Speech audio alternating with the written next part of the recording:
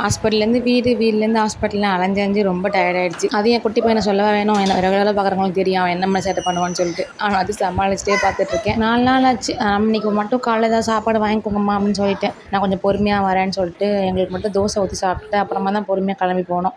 Hospital நம்மளுக்கு எவ்வளோ ஸ்ட்ரெஸ்ஸாக இருந்தாலும் கொஞ்சம் நர்ஸுங்க மட்டும் கொஞ்சம் சிரித்து கோஆப்ரேட் பண்ணாங்கனாலே கொஞ்சம் ஓகேவாக இருக்கும். ஏன்னா நம்ம அவங்க கூட தான் அந்த 4-5 நாள் ஸ்பெண்ட் பண்ண போகிறோங்கும் போது அவங்கெல்லாம் அது மாதிரி தம்பி கூட ஜாலியாக இருந்தாங்க. அம்மா கூட நல்லா பேசுகிறது, இன்ட்ராக்ட் பண்ணிக்கிறாங்க நர்ஸ் எல்லாருமே. அவங்க எல்லாருமே கொஞ்சம் முறைச்சிட்டு டல்லாக உருன்றிருந்தாங்கன்னா அன்றைக்கி ரொம்பவே கடுப்பாக இருக்கும். ஆனால் அங்கே உள்ள நர்ஸ் எல்லாமே ரொம்ப ஸ்வீட், சூப்பராக பேசிட்டு ஜாலியாகவே போணுச்சு. நேற்று அம்மா கொஞ்சம் உட்கார சொன்னாங்க, நிற்க சொன்னாங்க. இப்போ கொஞ்சம் நிற்கிறாங்க, இன்னும் நடக்கலாம் வைக்கல. இன்றைக்கி தான் நடக்க வைக்கணும். ஹாஸ்பிட்டலில் இருக்கும் போது தான் தெரியும் நம்ம சொந்தக்காரங்க நம்ம பழக்க வழக்கத்தோட சுயரூபத்தை பற்றி.